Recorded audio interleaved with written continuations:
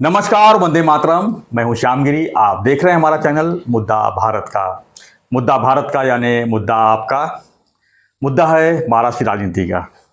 Friends, इसमें गणेश उत्सव चल रहा है पूरे महाराष्ट्र में, मुंबई में, सब जगह। तो हम 2-3 दिन आपके साथ में नहीं थे। सत्य साहब भी जो है घूम रहे थे, सब पॉलिटिकल लोगों से मिल रहे थे, उनके घर पे जो गणपति बैठे हैं उनके दर्शन कर रहे थे, अंदर की खबरें निकाल रहे थे।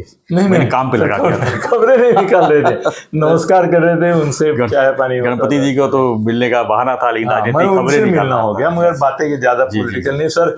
एक एक जगह पे 50-50, 100-100 लोग रहते हैं, तो उसमें आपको पहले आने देता है, वही बड़ी बात है। सर, आप किससे किससे मिले गणपति उत्सव में? क्योंकि चुनाव का माहौल है, चुनाव के माहौल में चुनाव का कोई संबंध नहीं सच में। मैं जितने भी हर एक पार्टी के 5-10 लोगों के नाम लिए थे और सबके घर जाके, और क्या है, बुलाने की जरूरत नहीं गणपति में। गणपति एक ऐसा उत्सव है महाराष्ट्र का जहाँ पे आप बिन बुलाए भी जा सकते हैं, तो सब जगह गया। सर, आज मैं चाहता हूँ कि कोई एक सब्जेक्ट पर हम बोलने के बजाय अलग अलग सब्जेक्ट पर थोड़े थोड़े भाष्य करें। उसमें जो सबसे बड़ा सब्जेक्ट है वो है बावनकुळे का जी। उसके बेटे संकेत ने जो एक्सीडेंट किया है, और उसके बारे में आपकी क्या राय है? क्या करना चाहिए था, क्या हुआ है, और उसके बारे में आपका कमेंट क्या है? सर, सबसे पहले तो ये पता करना चाहिए कि संकेत गाड़ी चला रहे थे कि ड्राइवर चला रहा था? नहीं चला रहा था। अगर नहीं चला रहा था बात ही खत्म। फिर ड्राइवर ने अगर ठोका है तो ड्राइवर कार्रवाई हो रही है। ये याद रखो कि उसका ब्लड रिपोर्ट जो है उसमें ड्रिंक नहीं आया है, बाकी सबके आया है जी। तो ऐसा हो सकता है कि यह अकेला दूध पीता था और बाकी सब ये कर रहे थे। ये बावनकुळे का बेटा है जी, करके उसको स्पेयर किया। दूसरी बात है, मेरा फ्रेंड अगर दारू पी के टाइट है तो मैं गाड़ी चलाने को, मेरा गाड़ी है, मैं नहीं दूंगा ना, तो नहीं दूंगा ना। तो ये भी अपराध है कि तुमने ऐसे मद्यपी ड्राइवर को। लेकिन साथ में था क्या वो? हाँ, वो था, बाजू में बैठा था, संकेत बैठा था, उसने कबूल किया कि मैं बाजू में बैठा था और ये पी के टाइट था, फिर भी गाड़ी दिया तुमने। दूसरी एक बात ऐसी है कि तुमसे एक्सीडेंट होने के बाद तुमको या तो मदद के लिए रुकना चाहिए था, तो तुम भाग गए, वो अपराध है, हिट एंड रन हो गया। दूसरी बात ये है कि ये संकेत जो है अपनी गाड़ी की नंबर प्लेट्स आगे पीछे की निकाल के गाड़ी के अंदर रख दिया ताकि कोई पहचाने नहीं, मतलब कोई ट्रेस न लगे, गुनाह छुपाने की कोशिश। वो भी अपराध है, तो वो भी अपराध है जी। और मुझे इसमें सर एक प्लस पॉइंट फडणवीस के लिए दिखता है कि बावनकुळे बहुत मच कर रहे थे, और अभी फडणवीस के खिलाफ जो फ्रंट है उसके वो नेता है चंद्रकांत दादा पाटिल, और बावनकुळे यही नेता है जो फडणवीस के खिलाफ सब एंटी फडणवीस जो कैंपेन चल रहा है पक्षा के अंदर, वो वही चलाते हैं। वो सबको मालूम है, मतलब उसमें क्या गोप्यस्फोट कुछ नहीं है। अभी ऐसा हो गया कि फडणवीस ने उनके बेटे को बचाया। पहले तो उसने वहाँ पे ना जो बिल आया है, संजय ने आज सुबह जिक्र किया उसका, तो उसमें बीफ का पैटिस खाया। ये तुम हिंदुत्व की बात करते हो, किसी के पास सादा बकरे का मांस मिला तो भी गोमांस करके उसको मार देते हो हिंदुत्व के नाम पर, और तुमने गोमांस खाया। सर, होटल मिलता है क्या उस होटल में जहाँ पर गए? हाँ सर, मिलता है ना भैया, इसका होटल है वो, ईरानी होटल है। ओके। हाँ, और बाकायदा इसके बिल के ऊपर लिखा है बीफ पैटिस, और वो पुलिस ने जब्त किया है। अभी पुलिस के इसमें दम नहीं है पिछवाड़े में, और फडणवीस को भी उसको ऑब्लिगेशन करना है। सर, कैसे हो गया ना, इसमें बावनकुळे फंसने से बीजेपी, अब नहीं तुम्हारे फडणवीस का पॉलिटिकल लाभ बहुत होगा। अभी इलेक्शन के समय जब जागा वाटप होगा, उम्मीदवारी निश्चित होगी, तो एक ऐसा उपकार फडणवीस ने उसके ऊपर करके रखा है कि तेरे बेटे को बचाया हाथ में तो अभी तेरा मुंह चुप बोलने का नहीं, तेरे बेटे को बचाना।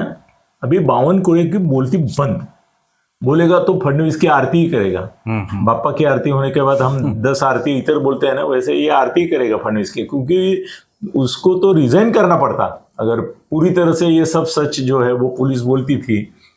पुलिस ने नहीं बोला, उन्होंने तो यहाँ तक उनको, उनमें से बाकी लोगों को छोड़ भी दिया कि दारू पिए थे मगर गाड़ी में बैठे थे। लेकिन सर, चाहे नेता हो चाहे अभिनेता हो, इनके जो बेटे हैं, बिगड़े हुए बाप की बेटी जो बोलते हैं, क्यों कंट्रोल नहीं करते सर? रात को 2-2 बजे आके खुद कहाँ कंट्रोल में है? उनकी भी कहानियां ऐसी होती है, रात की रंगीली रातें होती है इनकी भी।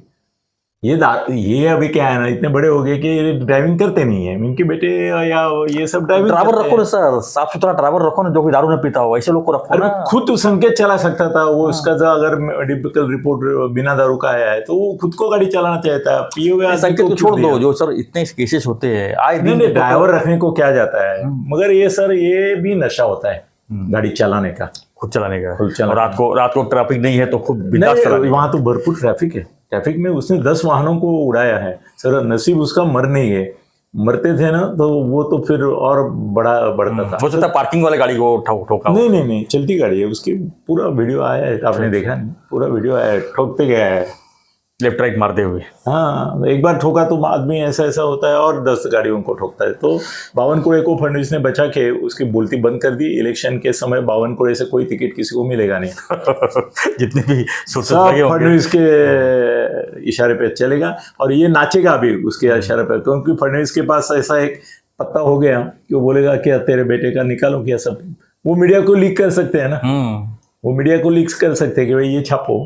वैसे तो लोग बोल भी रहे हैं कि वो जो बिल है जो संजय ने जिक्र किया, वो बिल है पुलिस के पास, ये पुलिस ने छुपाया था, मगर उन्होंने फडणवीस को बताया था वहां के कमिश्नर ने कि ऐसा एक बिल मिला है, उसमें बीफ है सर, वो बिल नहीं जाना चाहिए।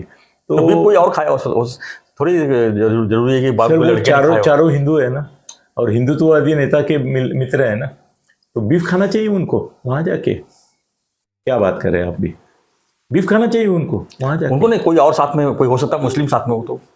सर क्या बात कर रहे हैं आप, उनको बचा रहे हैं ये ऐसे निच्चड़ लोगों को। मुस्लिम साथ में हुआ तो चारों का नाम आया है ना, कौन थे गाड़ी में। हाँ, मुस्लिम बोलूंगा सब लोग नहीं, मुस्लिम नहीं थे, सब हिंदू थे सर, उसके ही जात वाले थे। अगर ऐसा है तो गलत है, मैंने नहीं, मेरे को मालूम नहीं है, इसके बारे में पूरी जानकारी नहीं है। अभी आपने पूरा स्टडी करके रखा है एक चीज, तो आप अभी कभी भी ऐसा मत बोलो कि मुस्लिम है गोमांस खाएगा तो चलेगा। वो आप खाएंगे, गोमांस खा रहा है सामने मुसलमान, तो मैं तो कुछ भी नहीं खाता ना, तो आप कैसे बोल रहे हैं, वो गलत है। बोलो छोड़ो, दूसरी बात चल रही है अजीत दादा की। हाँ। अजीत दादा की पहले न्यूज आई थी कि उन्होंने मुख्यमंत्री पद के लिए अजीत शाह से अमित शाह से बात की, उन्होंने इनकार किया, बोले मैं ऐसा नहीं बोला हूँ। और अभी एक बात साबित हो गई सर, वो छिपकली अपने बदन पर गिरती है तो हम कैसे घृणा करते हैं। अभी अजीत पवार के नाम की घृणा भाजपा वालों में इतनी हो गई है कि अजीत दादा को गिराने के लिए भाजपा जी तोड़ के कोशिश करेंगे और शिंदे भी उसको साथ देंगे। अभी पहले तो भाग गए बारामती से, वो बारामती में खड़ा नहीं हो रहे, ये पहला ही पराभव है उनका। कि बारामती में हिम्मत नहीं कर रहे खड़ा होने की, दूसरी जगह कहीं और जा रहे, बेटे को खड़ा कर रहे हैं वहां पे। तो दूसरी बात यह है कि वो जहां भी जाएंगे ना, वहां पे शरद पवार, उद्धव ठाकरे, फडणवीस, शिंदे सब एक होके उनको गिराएंगे कि पनौती बीच मूलतः निकल जाए। ये चुन के नहीं आएगा तो मुख्यमंत्री पद की बात ही करेगा नहीं। दूसरी एक चीज है, आज ही शर्त लगा लो, इसकी 5 से ज्यादा सीट नहीं आने देंगे ये बीजेपी वाले। और ये 5 से ज्यादा विधानसभा में 5 से 40 लेके आए हैं, 40 लेके आए, मगर उसमें से तो 30-35 अभी शरद पवार के पास जाएंगे। चलना शुरू हो गया सर, ये जहाज डूब रहा है, टाइटैनिक हो रहा है अजीत दादा का। तो 25, 30, 35 तो पहले ही जाएंगे, जो ये खड़ा करेंगे उसमें से भी 5 आना मुश्किल है। अजीत दादा की हैसियत ही नहीं रही अभी, वो एक टोपी तमाशा की पहन के ये घूमते हैं, वही करना पड़ेगा आगे जाके उनको। तो क्या उनके जैकेट का कलर चेंज होगा? नहीं, जैकेट का कलर क्या, अभी फंस गए वो, अभी तो ऑरेंज, अभी चेंज करेंगे तो भी लोग बोलेंगे ये डर गया, ऐसा बोलेंगे ना। वो नहीं, अभी वो पिंक के साथ ही मरेंगे पॉलिटिकली। हाँ। तो वो एक मुद्दा है। तो अजीत दादा का गिराना तय हो गया उनको। और तो उनको क्या करना चाहिए था? उनको बोलना नहीं चाहिए था ये शब्द कि हमको मुख्यमंत्री बनाओ? नहीं, कैसे ना, पहले दिन से वो गलती के पीछे गलती, उनको शरद पवार को छोड़ना नहीं था। और अभी छोड़ने के बाद वो बोल रहे हैं कि मैंने मेरी बीबी को खड़ा किया बहन के सामने, वो गलती हो गई। अभी परसों ये भी बोले कि मैं शरद पवार से टूट गया, ये भी गलती हो गई मेरी। ये भी अभी गलतियों का ही एहसास हो रहा है उनको। तो प्रायश्चित तो लो, चुनाव में मत खड़े रहो। मगर whatever it is, Ajit Dada Pawar is a finished force. अभी वो उनको बीजेपी वाले ही खत्म करेंगे, उनको नहीं चाहिए अजीत दादा। तो ऐसे नहीं खत्म कर सकते तो वैसे करेंगे।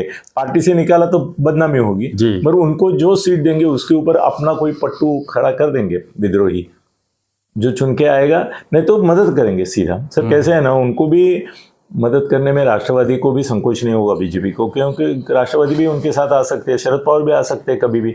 उद्धव तो आने के लिए तैयार भी था, अभी नहीं है मगर उस समय था, तो वो दोनों में है, या कांग्रेस तोड़ सकते, कुछ भी है, उनको अजीत दादा के बिना कोई आना नहीं। सर तीसरा एक मुद्दा जो लेने लायक है वो है राहुल गांधी ने वहां जाके ये अमेरिका में जाके ये बोला कि आरक्षण हमारा मुद्दा नहीं है, आरक्षण टाइम बिंग है, वो हम चाहते नहीं आरक्षण, मगर अभी वो समय नहीं आया है। तो इससे वो जिसने आरक्षण जाएगा करके चुनाव जीता पिछला, वही संविधान का और इसका मामला, आरक्षण का मामला करके वही अभी खुद बोल रहा है कि आरक्षण नहीं कायम रहेगा। ये तो बड़ी अजीब बात हो गई। और भारत में कुछ कहते हैं, अमेरिका में कुछ कहते हैं, कहीं और जाके और सरकार को बदनाम करते हैं, अपने सरकार की जितनी हो सके उतनी बदनामी करते हैं। सर और एक मुद्दा लेने लायक है कि अभी शिमला में आज सुबह से दंगा चालू है, पुलिस और पब्लिक में और उसमें सर 3 चीजें नई दिखाई दी मुझे, जो महाराष्ट्र में आ गई या देश में किधर भी आ गई तो पुलिस के ऊपर आफत आएगी। पहली बात तो ये हो गई कि उन्होंने क्या किया, पुलिस ने वहाँ हिमाचल प्रदेश में कांग्रेस का राज वहाँ पे, तो सुक्खू को ये है मुख्यमंत्री, उन्होंने क्या किया कि हिंदू लीडर्स को ये लिया, कस्टडी में ले लिया। तो मॉब जो था उसको कोई लीडर ही नहीं रहा, तो मॉब निकल चुका और आजू बाजू के गांव के हजारों लोग शामिल हो गए। सर पहली ये बात हुई कि लीडर लोग थोड़ा तो कंट्रोल करते हैं, उनकी इज्जत का भी सवाल रहता है, उनको भी थोड़ा पॉलिटिक्स करना होता है, तो वो चले गए, वो गलती हो गई। दूसरी बात ऐसी होगी सर, पहली बार मैंने ऐसा देखा कि पुलिस 500 है और पब्लिक 50,000 से ज़्यादा है, और 50,000 लोगों को एहसास है कि हम 50,000 है। जनरली क्या होता है, पुलिस एक लाठी मारती है, लोग भागते हैं, फिर मार खाते हैं। 50,000 लोग एक दूसरे से भिड़ के खड़े हैं कि हम नहीं निकलेंगे यहाँ से, नहीं भागेंगे, और फिर पुलिस का कुछ नहीं। सर उनके जो बैरिकेड रखे थे सब उठा के फेंक दिए। ये पहली बार मैंने देखा। शेतकरी आंदोलन में हुआ था, वो बैरिकेड फेंकते रहते, ट्रैक्टर चला रहे थे, इस बार लोगों ने उठा के फेंक दिए, तो बैरिकेड ही गया, पहला गया लाइन, दूसरा गया। अभी तो शाम तक अगर ये क्या होता है मालूम नहीं, मगर मस्जिद भी गिरा सकते हैं लोग, इतना यहाँ तक गया है। मामला क्या है? ये अनधिकृत मस्जिद अधिकृत थी, उसके ऊपर 3 अनधिकृत मंजिलें बनाई, वो तोड़ करके हिंदू आंदोलन कर रहे हैं।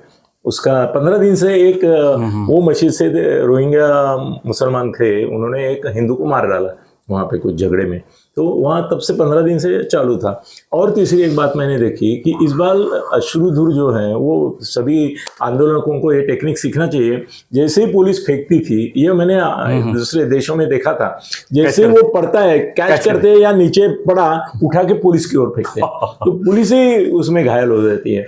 तो ये इस बार मैंने बहुत देखा, मतलब मॉब जो था वो उधर। सर और एक बात देखी कि वो कैनन से जो वाटर मारते हैं, तो मैंने इसके पहले दिल्ली में देखा था कि लोग भागते हैं पागल जैसे, उसके बदले इस बार लोगों ने जैसे रेन डांस करते हैं वैसे दूसरे पकड़ के बैठे, नहीं पकड़ के नहीं बैठे, उसमें नाच रहे थे और पीट कर रहे थे, मारो साले। और डंडे से पानी का मार कम होता है कभी कभी। यस। और इनका क्या, एक टैंकर था वो खत्म हो गया, खत्म, इनका पानी खत्म, कितना मारेंगे जी। और थोड़ा थोड़ा पानी है, वो भी क्या है, उनको भी डर है सर। 50,000 1 लाख लोग हैं, 500,000 और सर 5,000 भी पुलिस आई।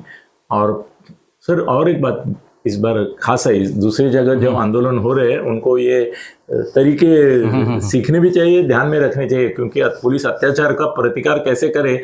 शेतकरी आंदोलन में थोड़ा सा सीखा था सर, पुलिस के हाथ में लाठी थी, अभी पुलिस की लाठी एक लाठी रहती है सर, वहां जो लोग आए थे वो अपनी अपनी लाठी लेके आए थे, बहुत सारे, पर्टिकुलरली बाहर गांव से जो लोग आए ना, वो लाठी थे, वो पुलिस लाठी मार रहे थे, वो पुलिस को लाठी मार कर। सर प्रॉब्लम ये है कि अभी सब जितने मीडिया में और सीसीटीवी में सब जितने आएंगे, सब बाद में उनके ऊपर कार्रवाई। सर कार्रवाई कितनी कर लोगों के ऊपर? 50,000 लोगों पे, 5,000 के ऊपर तो होगी, 10,000 लोगों के ऊपर होगी, बहुत हो गया उतना। सर बदलापुर में जो पकड़े थे सबको जामीन मिल गया। अभी आंदोलन वाले सर आंदोलन वाले, अभी इनका केस कब चलेगा मालूम है? अभी 10 साल के बाद चलेगा, और उसमें सब निर्दोष, क्योंकि कोई तो पॉलिटिकल के किरण देता नहीं, शायद पीछे भी लेंगे सर। मराठा आंदोलन में जितने दंगे हुए वो सब पीछे लिए। आंदोलन का ये कभी भी धोखा नहीं देता, ये सब पीछे लेंगे, जब कॉम्प्रोमाइज होगा तब ये पहला शर्त ये रहता है, कामगारों का भी रहता है, जितने को निकाला है वो उनको दबाव ले लो। दबाव के ऊपर कितना किस तरह दबाव बना के तो उसको 1 दिन की हिरासत है, वो भी कागज पे रहती है। 5,000 लोग रखने के लिए इनके जेल में जगह है क्या? जगह है नहीं है। इनको भी छोड़ना ही है उनको, भाई आओ सिग्नेचर करो। मैजिस्ट्रेट के पास ना ऐसे रखते होंगे गट्ठा कि भाई साइन करके रखो, हम नाम डालेंगे जमीन, नाम डालेंगे जमीन। तो जमीन का देखना है। मगर सर ये जो हुआ है वो है। दूसरी एक बात और है, मणिपुर में आग जिस तरह से फैली है अभी, और विद्यार्थी और सब बीजेपी की सरकार है उधर, इधर कांग्रेस की है वो अत्याचार कर रही है, वहाँ बीजेपी की है वो अत्याचार करे। सर ड्रोन और इससे युद्ध चालू हो गया। यूक्रेन में जो युद्ध है वैसा युद्ध कुकी और मतई में चल रहा है। कल मतई विद्यार्थियों ने मोर्चा निकाला, उसमें 25,000 विद्यार्थी थे और 500 पुलिस थे। पुलिस भाग रही थी और विद्यार्थी पीछा कर रहे थे। फिर आखिर में उन्होंने फायरिंग किया, फायरिंग में 5-10 विद्यार्थी मरे, तो और भड़का उड़ा। अभी पूरा मणिपुर युद्धग्रस्त हो गया, ऊपर से बरस रहे सर ड्रोन के। सर मणिपुर का मामला इतना लंबा खिंच गया है, इसको शांत कब होगा? कोई जा नहीं रहा है ना उधर। क्या मोदी जी यूक्रेन में जाएंगे तो क्या शांत हो जाएगा? सर यूक्रेन में क्यों गए? शांत करने के लिए गए ना, या भड़काने के लिए गए? यूक्रेन में क्यों गए? यूक्रेन गए, रशिया गए, उनको साथ में बातें की उनके दोनों के कि भाई ये कैसा युद्ध ठंड हो जाएगा। लेबनान और इराक और लेबनान, ईरान, इजराइल और गाजा पट्टी में चल रहा है जो, उसके बारे में हम पैलेस्टीनियों के साथ हैं। सर हम राहुल गांधी बोला पैलेस्टीन के बाजू में है, तो हमने इतना चिल्लम चिल्ली की, मगर मोदी ने भी तो पैलेस्टीन की साइड ली है। वो कहाँ इसराइल के साइड में? इसराइल के साथ हमारे करार है, मदार है, हम लोग उनके से शस्त्र लेते हैं, मगर साइड पैलेस्टीन की लेते हैं। सर तुम पैलेस्टीन में जा रहे हो, तुम यूक्रेन में जा रहे हो, और अपने देश में मणिपुर पूरा जल रहा है, वहाँ युद्ध छिड़ा है। और वो युद्ध भी ऐसा कि म्यांमार और चाइना उनको बॉम्ब्स दे रहे हैं। कल सर हवाई जहाज आके हमला किया तो मुझे आश्चर्य नहीं लगेगा। पता लगा इनकी आड़ में चाइना अटैक कर तब क्या करेंगे? हाँ, इनकी आड़ में चाइना भी आ सकता है। नहीं, चाइना इनको सर एक ये दे देंगे बॉम्बे वर्षक विमान, तो उसमें कोई सरकार दखल ही नहीं दे रही, मोरो आपस में लड़के, ऐसा चल रहा है। तो ये भी एक मामला है जो ये है। और दूसरा एक अभी आखिरी ये है कि अमित शाह ने मुंबई में आके जो मीटिंगें ली, उसमें बोला कि सब साथ में रहेंगे, और उसमें ऐसी चर्चा है कि जो फॉर्मूला आया है उसमें 170 सीटें, जिसमें से 20 सीटें वो मित्र पार्टियों को देंगे या 10 देंगे, 150, और इनको 80 और इनको 60। सर अजीत दादा को 60 सीट देना मतलब 60 सीट पहले ही गंवा है। 55 तो सीट हारने वाले हैं पक्के, उनको क्यों दे रहे हैं बीजेपी? सर साथ में लिए तो देना ही पड़ेगा, चाहे जीते चाहे हारे। अरे वाह, सीधी सी बात। तुम्हारी सत्ता नहीं आएगी ना इसकी वजह से। हम कह रहे हैं जब लेना चाहिए लीजिए, कुछ आइडिया करके निकाल। हाँ ये हो सकता है, आइडिया करके और कम सीट दो, अपने भाग जाएंगे, बोलेंगे हमको क्या इतने ये लेने गया। हाँ, ऐसा लफड़ा करने का, उनको बोलने का तुम्हारा 40 है मगर तुमको 10 सीट देंगे जो आने वाली है, हमारा सर्वे कहता है। उनका एक बोगस सर्वे रहता है बीजेपी का, बोगस सर्वे करते हैं और किसी को भी उड़ाते हैं। शिंदे को भी धमकी दी थी उन्होंने कि ये नहीं आएगा, और तो श्रीकांत शिंदे को भी धमकी। सीट के बंटवारे को लेके हमेशा अक्सर ऐसे ही होता है, पार्टियां चली जाती। हाँ, शिवसेना तो 1 सीट के लिए वो 2014 में वही। मगर अजीत दादा के 60 सीट देना मतलब 60 सीट गंवाना है, मतलब सुसाइड है। भाजपा के लिए सुसाइड है। अभी अजीत दादा को, शिंदे साहब को हटाना चाहिए, इसको शिंदे साहब को 80 देना ठीक है। 80 शिंदे साहब को तो 100 दे तो भी ठीक है। 8 तारीख में उनका जो फडणवीस से ज्यादा शिंदे साहब चलते हैं अभी। फडणवीस ब्राह्मण है करके मराठा विरुद्ध, ओबीसी विरुद्ध, मुसलमान विरुद्ध, दलित विरुद्ध, आदिवासी विरुद्ध, सब उनके खिलाफ है, उनके पार्टी के लोग खिलाफ। तो अभी ठीक है, देखते हैं। मगर अमित शाह का ये जो दौरा रहा, मेरे को नहीं लगता उससे कुछ फर्क पड़ेगा। महाराष्ट्र में छोटे छोटे इशू रोज बन रहे और सरकार एकदम, एक संजय राउत सर पूरी सरकार को हिला के रखा है। रोज 9 बजे वो आता है ना, तो दिन भर सर तो सालों से चल रहा है, आज नया बात क्यों चल रहा है? उसमें मतलब है ना, मुद्दा है ना सर। टीवी वाले ऐसे ही दिखाएंगे क्या? नीतीश राणे को नहीं दिखाते। नीतीश राणे तो वैसे ही बोल के फंसे हुए, मस्जिद में जाके हम घुस के मारेंगे। हाँ नहीं, वो तो बात अलग है उनका उनका अलग है, उनको भी कुछ होगा नहीं। सर नारायण राणे ने इतना ही बोला था कि मैं जाऊन कांशीलात मारले असते, तो जेल गए। और ये मस्जिद में घुस को मारेंगे बोलेंगे तो खाली खटला दाखिल हुआ, उसका भी कुछ नहीं होगा, क्योंकि उनको आरएसएस का पार्टी में फडणवीस ने उनको बोला है कि जो बोलना है बोलो, जो करना है करो, उनको कुछ नहीं होगा। अरेस्ट भी नहीं होगी, कहाँ अरेस्ट होगी उनको, नहीं होगी उनको, क्योंकि फडणवीस का ही प्रतिनिधित्व वो करते हैं। फडणवीस जो खुद नहीं कर सकते वो नीतीश राणे करते हैं। बीजेपी के युवा नेता है वो। हाँ, युवा नेता नहीं, वो फडणवीस के प्रतिनिधि है, ब्रांड एम्बेसडर है हिंदुत्व के। चलो जाने दो, आज इतना काफी है, कल से नियमित रूप से करेंगे और गणेश विसर्जन के दिन नहीं करेंगे फिर, बाकी करेंगे, अनंत चतुर्दशी दिन नहीं करेंगे। बाकी। ठीक है सर, चलो सर, धन्यवाद सर। तो हम कई मुद्दों पर हम एक साथ बात कर रहे थे, चर्चा कर रहे थे। इस आपने देखा होगा सभी मुद्दों पर आपकी क्या प्रतिक्रिया है, हमें कमेंट बॉक्स लिखिए। गणपति जी आप सभी लोगों का जो आशीर्वाद आपके साथ रखे, हमारा चैनल भी आशीर्वाद उनका मिलता रहे। इसी शुभकामनाओं के साथ जो है हम विदा लेते हैं। धन्यवाद। जय हिंद, जय महाराज, जय श्री राम।